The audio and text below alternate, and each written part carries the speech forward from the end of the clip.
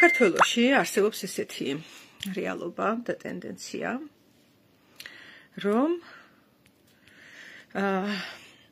ფსიქოლოგია, თვითგანვითარება, მედიტაცია და ასე შემდეგ რაღაცნაირად ითვლება, რომ ეს არის ადვილი სფერო.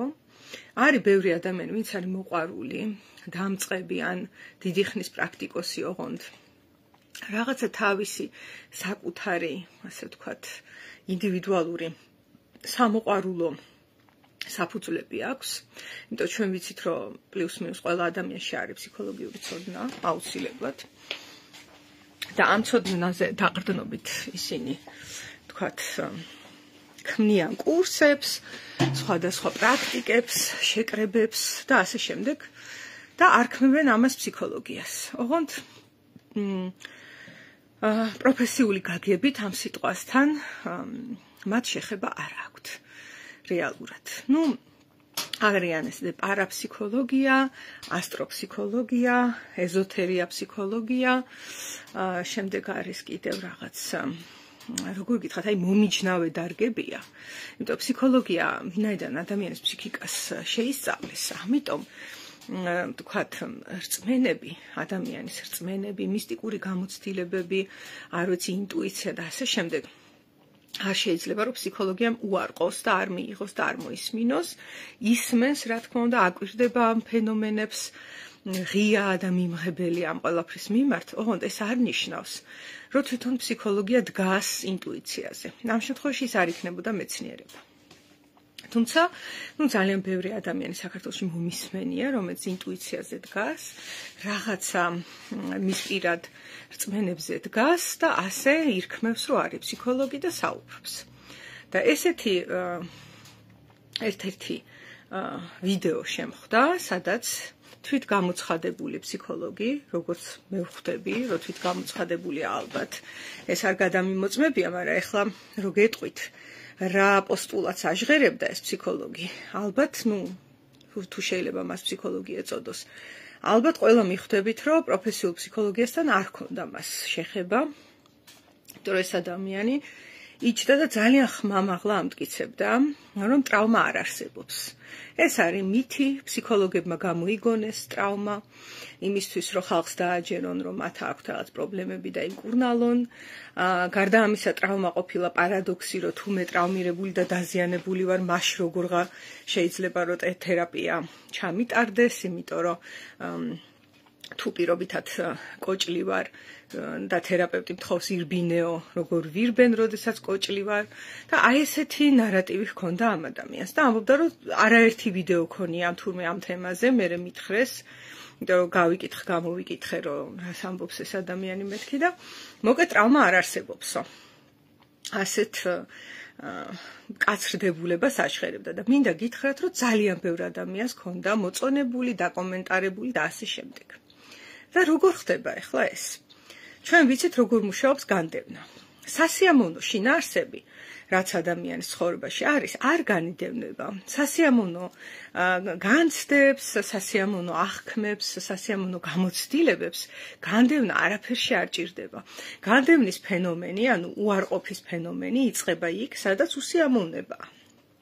ანუ ბავშვობაში, როდესაც კანი თხელია, ადამიანის ფსიქიკა ახალია, გახსნილია, ნაზია, ასე ვთქვათ და მოწყვლადი, არის რაღაცეები, რაღაცა საკითხები, რასაც ეს ფსიქიკა ვინაიდან პატარა ვერ ინელებს. მას ჯერ არ აქვს საკმარისი იმუნიტეტი და ისიც ვიცით, რომ ბავშვი მიბმულია ფსიქოემოციურად მშობელს, ზუსტად ამის გამო, რომ ის არ არის ჯერ სრულყოფილად ინდივიდი დამოუკიდებელი, არამედ დამოუკიდებლობისკენ მავალი ორგანიზმია, ხო, და მიბმულია. ფიზიკურადაც მიბმულია მშობელს და ფსიქოემოციურადაც მიბმულია და ზუსტად მაგასაკში, როდესაც დგება რაღაცა ისეთი ნეგატიური გამოცდილებები, რისი მონელების სისტემაც ჯერ შემუშავებული არ არის ორგანიზმში, არსებობს ესეთი ფენომენი დაცვის მექანიზმი, რომელიც აქტიურდება და უარყოფას იწყებს. უარყოფა არის ძირი ყველა დაცვის მექანიზმის, და ძალიან საჭიროა ეს არის თავდაცვა ფსიქიკის, როცა მზად არ არის ის აქ და ამჟამად რომ მოინელოს რაღაცა საკითხები, ოღონდ სირთულე იმაშია რომ მიეჩვევა ხოლმე ადამიანი უარყოფას და როდესაც უკვე ზრდასრულია და მასში არის ყველანაირი რესურსი სხვადასხვა საკითხის გადამუშავების, ავტომატურად, მექანიკურად და ინერციით დაცვის მექანიზმი ისევ მოცემულია. ეხლა როდესაც გინდა რომ ადამიანს ასე ამოვნო, მიიმხრო და იმანიპულირო მისით, ყველაზე ადვილი არის რომ უთხრა ისეთი რამ გარედან, რასაც მას უკვე ეუბნება საკუთარი დაცვის მექანიზმი. თუ მაამებლობას გადაწყვეტს ადამიანი, ძალიან ადვილია, უნდა მოისმინო, დააკვირდე შენ შინაგან ხმაში, შენი შინაგანი ცენზორი, სუპერეგო რას ლაპარაკობს და რას ამბობს და ეხლა რამდენიმე მაგალითს მოგიყვანთ და მაშინვე მიიმხრობ ძალიან დიდი რაოდენობით ადამიანს, იმიტომ რომ ისინი გაუცნობიერებლად ზუსტად ამ პროცესში არიან. როდესაც ადამიანი მეუბნება ტრავმა არ არსებობს, ეს მის საკუთარი გამოცდილებიდან ამოიზარდა ეს ფრაზა და მეტყველებს რომ მე მაქვს ტრავმა და მე უარყოფ ჩემს ტრავმას. ნახე, ეს არის პლუს მინუს, აი მაღალი ალბათობით, თუ ადამიანი ესე ემოციურად ამტკიცებს, რომ ტრავმა არ არსებობს, ადამიანებს ტრავმა არ აქვს, ეს არის ტყუილი, რომელიც ფსიქოლოგებმა მოიფიქრეს და სინამდვილეში ტრავმა არ არსებობს და არსებობს მხოლოდ დღეს, რომ მე შემიძლია რაღაცები ვიფიქრო, წარსულს თუ გავიხსენებ, ეს შეცდომა იქნება, ნახეთ, პირდაპირ სუპერეგო მელაპარაკება. პირდაპირ ცენზორი ლაპარაკობს, რომ ტრავმაზე ნუ მალაპარაკებთ. არ მინდა ტრავმაზე ლაპარაკი. ცხოვრება მშვენიერია. ნახეთ, ძალიან ადვილია, რომ ადამიანი მიიმხრო და წაიყვანო რაღაცისკენ, რასაც მისი სუპერეგო ამბობს, იმიტომ რომ ისედაც შინაგან დიალოგში ეს არის მოცემული და ისედაც თუ სიმპტომები აქვს მით უმეტეს, ეს ნიშნავს, რომ სუპერეგო დომინირებს. ჩვენ ვიცით, რომ მისი დომინაციის ქვეშ იდი, ანუ არაცნობიერი მხარე ცხოველური იწყებს უკვე სიმპტომებით საუბარს. თუ სხვა გამოსავალი მას აღარ აქვს, რითი გაგვაგებინოს, რომ რაღაცა ისე არ არის, უკვე სიმპტომები იწყება, ხო? სიმპტომი შფოთვა, დეპრესია, რა ვიცი, ემოციის მოზღვავება, თუ ბევრი სხვა რამ. ანუ თუ ძალიან შევიწროვ და იდი და ასე ვთქვათ, ეს ორი შინაგანი ხმა ერთ ხაზზე არ დალაგდა, ნუ შევიწროვებული რომელიც არის, იმას სხვა აღარაფერი დარჩენია, გარდა იმისა, რომ სიმპტომები გამოავლინოს. ადიქცია, ტოქსიციზმი, დეპრესია, რაც გნებავთ, ხან ესე ხდება, ხან ისე. გააჩნია ადამიანის აგებულება როგორია. ეხლა სუპერეგოს ხმას თუ გავიმეორებ და მის შინაარსებს თუ გავაშხერებ, ადამიანი, რომელიც ისედაც შინაგანად პრესავს თავის გამოცდილებებს და თავის შინაგან სამყაროს, ის გახარებული გარედანაც ძალიან ადვილად შეითვისებს, რასაც მე ვეუბნები და წამომყვება. და უხარია, იმიტომ რომ რაღაცაერთ გავერთიანდით ახლა მე და ის ადამიანი ერთად და ერთად ვპრესავთ მის არაცნობიერს და ესე უფრო ადვილია. ნუ თავიდან ყოველ შემთხვევაში კაი განცდა არის, რომ აი სიმართლე ვიპოვე. და ვაჭერ და აი მაგალითებს მოვიყვან ახლა კონკრეტულს. აი მაგალითად ტრავმა არ არსებობს, ერთ-ერთი მაგალითია, რომელიც უკვე ვთქვი, ხო? ეხლა შემიძლია ესეთი რაღაცა ვთქვა და გულს ეგრევე მოვიგებ. არც კი გცხვენიათ თქვენ უმადურებო, როგორ შეიძლება მშობელზე ამდენი ხანი იყო გაბრაზებული, მშობელს უნდა აპატიო, უნდა მოექცეს სიკეთით და წყნარად და უნდა დაუფასო მას ამ ხელა შრომა და თქვენ გამო მას სიცოცხლე გაწირა და თავისი ცხოვრება გვერდით გადადო. არ აქ გცხვენიათ, რომ მშობელზე რამე ბრას და იმას განიცდით? აი ეხლა ამას თუ ვილაპარაკებ, დამიჯერეთ, რომ აი ეს რომ ამოვჭრა ეხლა და დავდო, 500,000 ლაიქი შეიძლება მქონდეს, იმიტომ რომ ძალიან ბევრი ადამიანი შინაგანად ამ დიალოგს ატარებს თავის თავში. თვითონ ეუბნება თავის თავს, გაჩუნდი ხმა არ ამოიღო, არ გაბედო მშობლის მიმართ კრიტიკა. იმიტომ რომ მშობელმა შენ სიცოცხლე გაჩუქა და ეხლა გადავალ სუპერეგოს ლირიკაში და პოეზიაში და იდეალურ სამყაროს დავხატავ, რომ მშობელი, რომელმაც ამდენი იწვალა, გაგაჩინა ტკივილით, თან მართალია, ნახე, ეს მხარეც ხო არსებობს. ესეც ხო რეალურია რა, რომ მშობელმა როგორც შეეძლო ისე მოიქცა და ფაქტია, რომ სიცოცხლე მაჩუქა, ხო? მაგრამ თუ აქეთ მხარეს წავალ, ცენზურას უსხავ წყალს. ან ესე ვთქვათ, ცენზურის ცეცხლზე ვასხავ ნავთს. და ამიტომაც თუ აქეთ ვივლი ახლა, მე იმ ამის საპირისპირო შინაარსს და საერთოდ ხო ვიცით რომ ადამიანი ამბივალენტური არსებაა, ხო, ემოციურად ამბივალენტურია, ორივე შინაარსს ატევს. მაგრამ იმ მეორე შინაარსს აღარ უსმენ და ვაიგნორებ, რომ იცი რა, მე გული მეტკინა, როცა ესე მითხრა ჩემმა მშობელმა. ან მე გავბრაზდი, როცა მან ესა და ეს გააკეთა. ამას პრესავ, ნახე? ეს პოპულარული არ არის. პოპულარული არის, რომ პატივი უნდა ვცე ჩემს მშობელს და ქართველებო გამოიღვიძეთ, ჩვენ ტრადიციაში ქალს ვცემდით პატივს, დედას ვცემდით პატივს. აი ეს რო ვილაპარაკო ახლა, ეს არის პოპულარული. ანუ სუპერეგოს ხმა არის, რატო ქვია სუპერეგო? სუპერ არის, ზევით არის და მაგაზე აყოლიება ხალხისა ძალიან ადვილია. ძალიან ძნელია როგორმე ადამიანს ის ამბივალენტური გრძნობა ცენზურის გარეშე აღაქმევინო, რომ კი ბრაზიც არის შენში. კი შეიძლება გულისტკენა არის. კი ამასთან ერთად პატივისცემასთან ერთად არის, არ ვიცი, რისხვა მშობლის მიმართ, ხო? და თუ ესენი არ აღვიქვი და თუ ესენი უარყავი და ვიძახე რომ მშობელს პატივი უნდა ვცე, მშობელი ეს არის ჩემი სიცოცხლის წყარო, მე რაღაც Facebook პოსტები რო დააკვირდეთ, გამოდებენ ხოლმე, გილოცავ დაბადების დღეს ასე ისე, ჩემო ყველაფერო, ჩემო სულის ნეტარება, ჩემო ასეთო, ჩემო ისეთო და ცოტა მიყვირს ხოლმე, მე მესმის, მაგრამ ესეთი ინტიმური განცდები და გრძნობები, რაც მშობლის მიმართ არის, ხო? და არ არის ეს შავი ან თეთრი.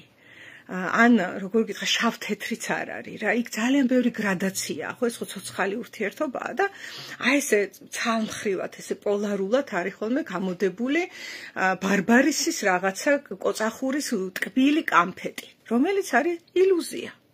მაგრამ ეს არის პოპულარული ილუზია. ასეთივე პოპულარულ ილუზიას მიეკუთვნება სამშობლოს სიყვარულზე რო ვილაპარაკო და აი მე თუ ეხა გამოვალ და ვიტყვი, არ არსებობს ფსიქოლოგია სამშობლოს სიყვარულის გარდა. ნახეთ, აი ესეთი ზეაღმატებული სახით თუ ვიტყვი, რომ არ არსებობს ფსიქოთერაპია, თუ შენ მშობელს არ აპატიე. ნახეთ, აი ეს ფრაზა, ეხა მე რასაც ვამბობ, ხო, არის ანდამატივით მიმზიდველი იმ ადამიანისთვის, რომელიც თავის თავში ატარებს უარყოფას. და ჩვენ ვიცით, რომ უარყოფის მქონე ადამიანები არის სრული უმრავლესობა. მე მეცაც გეტყვით, ადამიანი არ დადის, ვისაც უარყოფა არა აქვს. გააჩნია დოზას და მაღალდოზიანი უარყოფით მოსიარულე ხალხი ყოველთვის მეტი იყო და იქნება, ვიდრე ის ხალხი, ვინც ნელ-ნელა უარყოფის ნაცვლად გაცნობიერება და თვალების გახელა აირჩია. ესენი უფრო ცოტანი იქნებიან ყოველთვის.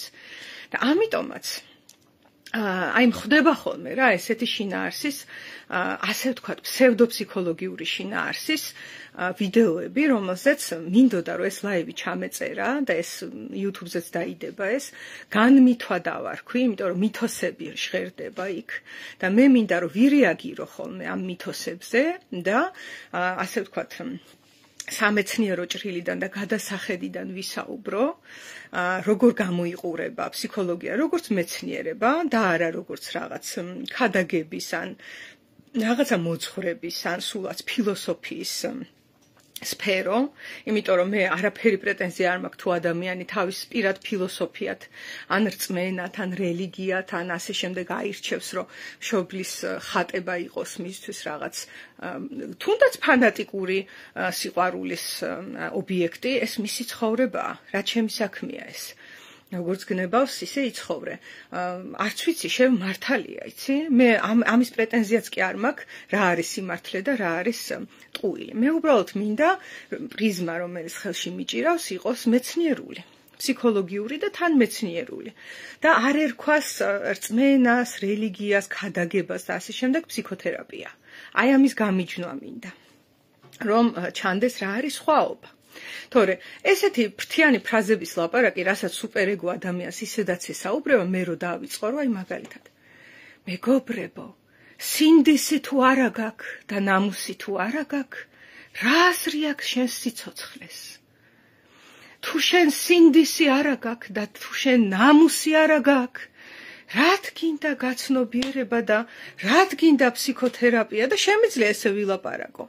და მე ძალიან დუბლირებას გაუკეთებ იმ შინაგან სუპერეგოს ინსტანციას, რომელიც ჩემთანაც ძალიან კარგად ჟღერს რა, ძალიან ხმამაღლად ჟღერს. და ჩემი იდი პირადად მე თვითონ ჩემ ტყავზე გამომიცდია, ისე შემივიწროვებია ხოლმე ჩემი არჩევანით გაუცნობიერებლად, რომ სიმპტომებში გადამსვლია. მე გამომიცდია ფსიქოსომატური სიმპტომები ჩემს თავზე და თან ვფიქრობ ხოლმე, რომ ერთი პერიოდი ვფიქრობდი, რომ ეს რო გამომიცდია, ნუ თუ მაქვს უფლება, რომ ფსიქოთერაპევტი ვიყო, აი რომ დავიწყე ფსიქოთერაპია, ამას ვფიქრობდი. ნახე, ესეც სუპერეგოს ხმა არის, რომ მე თუ ფსიქოთერაპევტი ვარ, ნახე როგორ ჟღერს.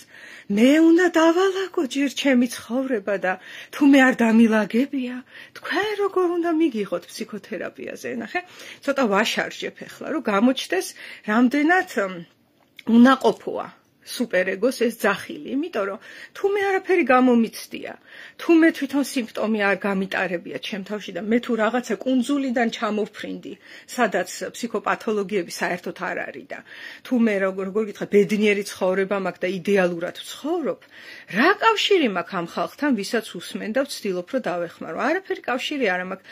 აბსოლუტურად გამოუსადეგარი ვიქნები. თუ მე არ ვატარებ ამ გამოცდილებებს ჩემ თავზე, ხო? აქ არის ხიდი. და ასევე დღესაც, როდესაც რაიმე სიმპტომს შევნიშნავ ჩემ თავს, ვაკვირდები და ეგ ჩემთვის, როგორ გითხრათ, მეცნიერული დაკვირვების ერთ-ერთი კარგი კრეატიული ხერხია. ესენი რომ მე საერთოდ არ მქონდეს, თუ მე არ მიცხოვრია, არაფერი გამომიცდია და რაღაც ვაკუუმში ვიყავი, შეუძლებელია რამე თერაპიაზე აქ საუბარი, ხო? ანუ თავიდან ჩემი სუპერეგო ესე ჟღერდა, მაგრამ ეხა მე რო ეს ესეთი ამაღლებული ტონით თქვა, თუ ჩემი ცხოვრება არ დამილაგებია, თერაპია როგორ შემოგთავაზოთ?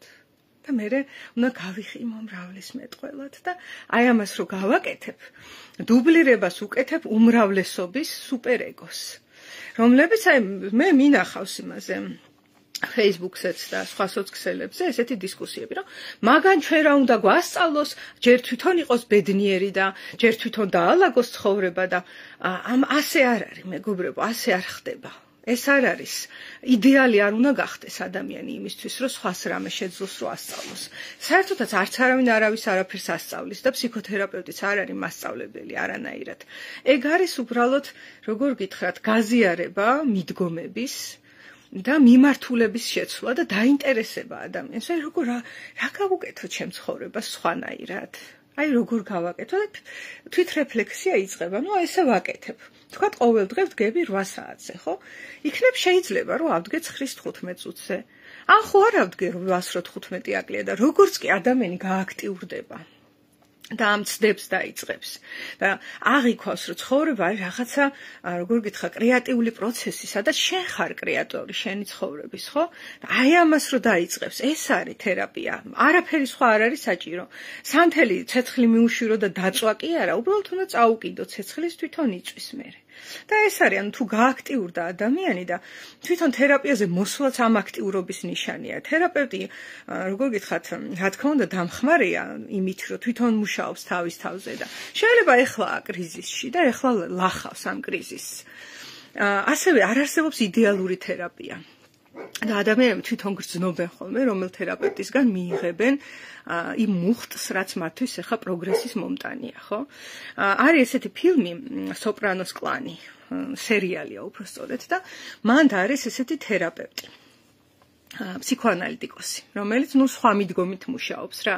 გეშტალტი სადაც მე ვმუშაობ, სხვანაირად უყურებს ადამიანს, ის სხვანაირად, მაგრამ რო უყურებ ხოლმე, იცი, აი გარედან ხა ადვილია თან იქ ხო დადგმულია ეს ყველაფერი და უყურებ, აი აქ შეცდომა დაუშვა თერაპევტმა, ვხედავ, იქ სწორად მოიქცა ექესქნა და საბოლოო ჯამში იქ გადაცდომებია რაღაცა, ტრანსფერებია, კონტრასფერები, ყველაფერი ეს ნაჩვენებია, ანუ როგორც ჩანს სერიალის ავტორს კარგად ქონდა შესწავლილი ეს სფერო.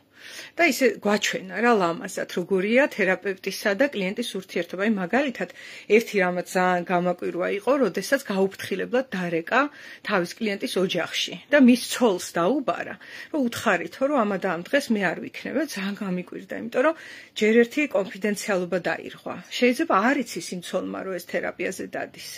მერეც გადაეცი ისეთი თემა, რო არ გადასცეს, რა ვქნათ, ნახე, პასუხისგებლობა აირდაირია. ნუ ჩემი გადასახედით შეცდომა ეს. მაგრამ ესეთი რაღაცები ქმნის საერთო ჯამში ურთიერთობას თავის შეცდომებით, თავისი სწორი ქცევებით და ასე შემდეგ და იცით სად დავაფასე თერაპევტი? ოღონდ როგორც ადამიანმა რა, აი ამ თერაპევტის პერსონაჟი, მას შეემთხვა რაღაცა საშინელება. შეხვდნენ დახვდა ვიღაცა კაცი პარკინგზე და გააუპატიურა. და ესე დააგდო და გაიქცა დალურჯებული ტირის, რაღაც საშინელ დღეში ვარდება რა ეს თერაპევტი და წავა ჰოსპიტალში, მერე პოლიცია იმ ბიჭს დაიჭერს, ვინც გააუპატიურა, მაგრამ მერე გამოუშვებენ, იმიტომ რომ თურმე დაჭერის პროცედურა შეეშალათ. და ეს ქალი დარჩება რეალობის თვალწინ, რომ კანონმა არაფერი არ გააკეთა იმის წინაშე, რომ ეს ქალი დაზარალებული აგერ, გაუპატიურებული, რომელსაც ამოიცნო ადამიანი, ვინც ის გააუპატიურა, დაჭერილი ადამიანი უკან გაუშვა კანონმა. ნახეთ, ვიღაცა ის მოვიდა იურისტი და ისაო რაღაც არასწორად დაიჭირეთო, პროცედურაში არის შეცდომაო, დაგავიწყდათ მისი უფლებები წარგედგინათ ამ კაცისთვის, რომ ამ დროს ქუჩაში გარბოდა, რა ვიცი, და დაიჭირეს, ხო? პირობითად. და გაუშვეს და ეს ქალი არის შოკში რა და ჩვენ არ ვიცი თუ იცით, სოპრანო არის ძალიან მსხვილი კალიბრის მაფიოზი. ანუ კანონიერი ქურდი რა, ესე ქართულ ენაზე რო ვთქვათ. და ეს არის მისი კლიენტი და ზის ესე თერაპიაზე ეს ქალი. თვალწინ უზის სოპრანო, რომელიც ეკითხება, რა გჭირს, იმიტომ დალურჯებულია. და აი სად გამოჩნდა, რომ ეს ადამიანი არის კარგი თერაპევტი. აი როგორ გითხრა ეს ზის და იცის რომ ერთი რომ აი თვალი ესე დაახამხამოს და უთხრას სოპრანოს, რა შეემთხვა, ის კაცი მკვდარია. დასჯილია და ციხეში იქნება და რაღაცა კი არა, მოკლავს უბრალოდ რა, გაანადგურებს. და ზის ესე თვალწინ უდგას ეს სოპრანო და არეუბნება, ნახე? არეუბნება. და რატო არეუბნება? ეხლა ჩემს იმას გეტყვით და ეს აქ ჩანს რომ ეს ადამიანი არის პროფესიონალი რა. ზღვარი ყველაფერში არსებობს, შეცდომები არსებობს, მაგრამ არსებობს რაღაც, რაც შეცდომის კატეგორია არ არის. უბრალოდ არცოდნის კატეგორიაა, ხო? აი მაგალითად ტრავმა არ არსებობს ადამიანი რომ ამბობს, ეს არცოდნის კატეგორია, ეგ შეცდომა არ არის. შეცდომა არის რომ დაურეკა და ცოლს დაუბარა რაღაც. ეს შეცდომაა. ან შეცდომაა, როდესაც იმაში ფსიქოანალიზში ასეა, თავისი საკუთარი საკითხი გაუზიარა ადრე. სოპრანოს უთხრა რომ აი რაღაც დღეს მოწყენილი ვარ, ამიტომ. იმათი სკოლის მიხედვით ეგ შეცდომაა რა. და ასე შემდეგ, მაგრამ ეს რო ეხლა ამას არეუბნება, ეს არ არის უბრალოდ შეცდომის არ დაშვება. ეს არის მაღალი კლასის ფსიქოთერაპია, სადაც თერაპევტი ზრუნავს, რომ მისი კლიენტი არ იყოს გამოყენების ობიექტი. ეს მაგარი, ან სხვა მაგალითი ავიღოთ, თქვათ ის არის, რა ქვია.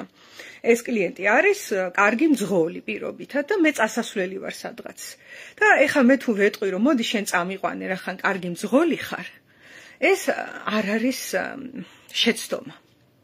ეს არის არცოდნა თერაპიის არსის, იმიტომ რომ სოპრანოს ცხოვრების მთელი ტრაგიზმი იმაშია, რომ ის არის ძალიან კარგი ხელსაწყო. ეს არის დანახებული მანდ, რომ ხელსაწყოა ეს ადამიანი, ნახე, ძლიერია, ალფაა, იქ რაღაც მაფიოზია. და თუ ვინმეს რამე პრობლემა გურეკავენ და აი ეს შემემთხვა, წავედით, ცემეთ, არ ვიცი, ვასწავლეთ ჭკუა, ეს სოპრანო გაწავა ხოლმე რა. დაასაჯა ვიღაცა, იქ ვიღაცამ სესხი არ გადაიხადა, მცემეს, მერე გადაიხადა. აი ესეთი ფუნქცია აქვს, ნახე და თერაპევტიც დადგა ამ გამოწვევის წინაშე და ძალიან ძნელია, იცი, ეს ხო არ იყო რომ ვიღაცამ აწყენინა. ეს იყო რომ ადამიანმა გააუპატიურა, დაიჭირეს ეს ადამიანი და იმის ნაცვლად რომ პასუხისგებლობაში მიეცათ, გამოუშვეს და ესე ქუჩაში დადიოდა და სადღაცა შევიდა ჰამბურგერის საყიდად, გამოიხედა ეს ბიჭი დგას და ყიდის ჰამბურგერს, ხო? ძალიან დიდი ტრიგერია, რომ ამას ეთქვა, რომ აი ეს შემემთხვა, თან ის ეკითხება სოპრანო, იმიტომ რომ დალურჯებულია. ეკითხება, რა შეგემთხვა და ეუბნება, რომ აი მანქანის რაღაცა ავარიაში მოუყევიო და იქ დავზიანდიო, ნახე. თან აქ ეხა ესეთი საკითხია, რომ წესით კლიენტსა და თერაპევტს შორის საიდუმლო არ არსებობს.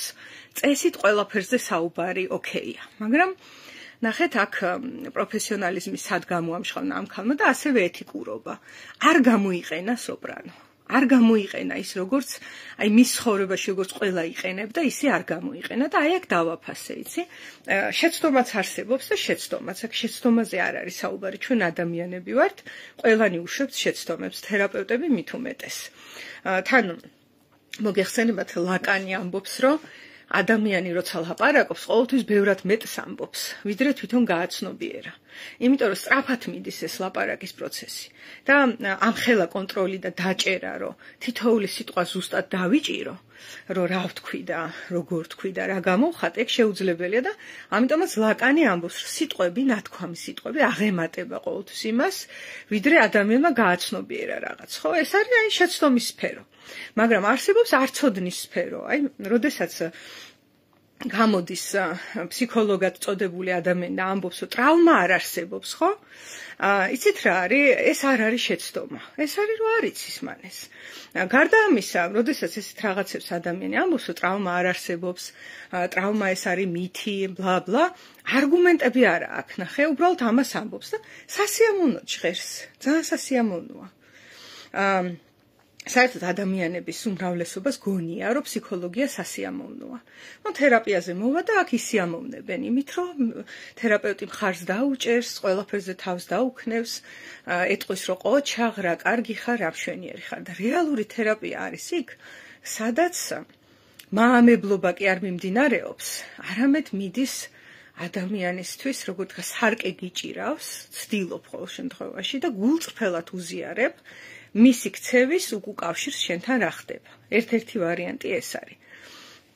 და არა ის, რომ მას რაც ესიამოვნება და გაუხარდება, რომ მაგალითად ტრავმა არ არსებობს, ხო? ან კიდევ გამიგია ესეთიც, არაცნობიერი არ არსებობს. დღემდე არიან ადამიანები, რომლებიც ამას ამბობენ. ეხლა მე მესმის, რომ ფროიდმა როცა არაცნობიერზე ლაპარაკი დაიწყო, გერმანიაშიც და საბჭოთა კავშირშიც იყო რა სისულელეო, რა არაცნობიერიო, ჩვენ ყველაფერს ვაცნობიერებთ. ხო და წარმოიდგინეთ რამხელა სხვაობა ლაკანსა და აი ამ აზრს შორის, რომ ყველაფერი თურმე ცნობიერდება და ლაკანი კიდე იმას ამბობს, რომ ის კი არა რაც არ ითქმის. იმიტომ ხო ვიცით, რომ არის ჩვენში შინაარსები, რასაც სიტყვებს ვერ უპოვებ. ვერ იპოვი სიტყვას და იმიტომ არის, რომ ბევრი ადამიანი ამბობს, რომ მუსიკა ისეთ რამებს ამბობს, რასაც სიტყვით ვერ იტყვი. მე მართალია. ხელოვნება საერთოდ ცდილობს, რომ ადამიანმა ის გამოიტანოს გარეთ, რასაც სიტყვებით ვერ გამოხატავ და ვერ იტყვი. მაგრამ ნახეთ ლაკანი რომ ამას ამბობს, რომ მეტყველებ, ყველაზე ცნობიერი მოვლენაა, ხო ეს სიტყვებით ლაპარაკი. ვაცნობიერებ რა ვთქვი რა, არ მესმის რა ვთქვი. ჩემში გენერირდება და მაინც ბევრად მეტი ითქმის და გამოიხატება ჩემი ლაპარაკით, ვიდრე გავაცნობიერე.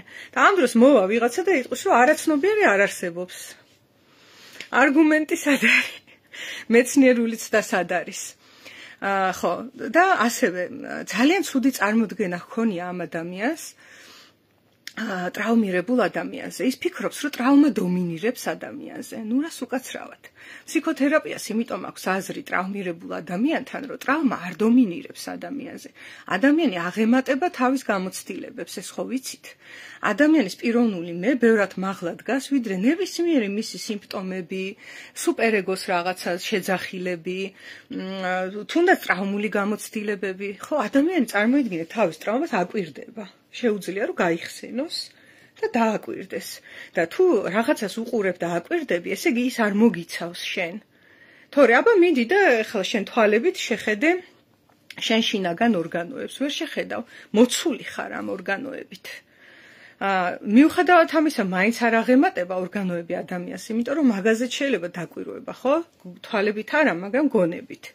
და ტრავმაზე და ნებისმიერ სხვა გამოცდილებაზე ადამიანს შეუძლია დაკვირვება. ამიტომაც ფსიქოთერაპია მუშაობს. იმიტომ რომ ადამიანი უფრო მაღლა დგას, ვიდრე მისი ყველა გამოცდილება ერთად აღებული. ამიტომაც ამ წარმოდგენის ქონა ესე ავითარებდა, რომ თუ ტრავმირებულია, მაშინ რაღა აზრი აქვს თერაპიას, ანუ დადამბლავებული ყოფილა მის თვალში ადამიანი, თუ მას ტრავმა აქვს.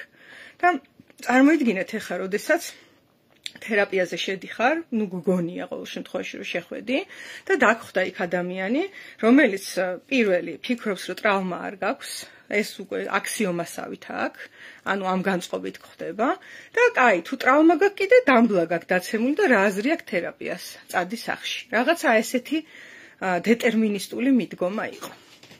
მოკლედ, მეგობრებო, ძალიან წუხარ, მაგრამ ტრავმა არსებობს, თან ბევრნაირი, არსებობს ბავშვობის, არსებობს ახალი, აი ბომბი რო ჩამოვარდება ეხლა და შენ თვალწინ რო რაღაცები ხდება, ეს ძირითადად მატრაუმირებელია. კიდე არსებობს დროში ხანგრძლივად გაწელილი ტრავმები, პატარ-პატარები, რომლებიც გროვდება. თუმცა კარგი ამბავი აქ ისაა, რომ ეს ტრავმები ადამიანის პიროვნებას არ ჩრდილავს და არ ჩაგრავს. თორემ მაშინ დისოცირებული იქნებოდა ადამიანი. და ადამიანი არ არის დისოცირებული და ფსიქოთერაპიის მიზანი არის ტრავმებზე და ნებისმიერ სხვა განდევნაზე ნებაყოფლობით შეხება. იმიტომ ძალიან დიდი განსხვავება მე ჩემი ნებით ვაკეთებ რამეს თუ თავისით მემართება. და ტრავმა ზუსტად ისაა, რაც მემართება. ამიტომაც ფსიქოთერაპიის დროს ხდება ხოლმე ტრავმების გახსენება ნებაყოფლობით და ზუსტად ასე ილახება. აი ეს მინდოდა მეთქვა. მადლობა ყურადღებისთვის.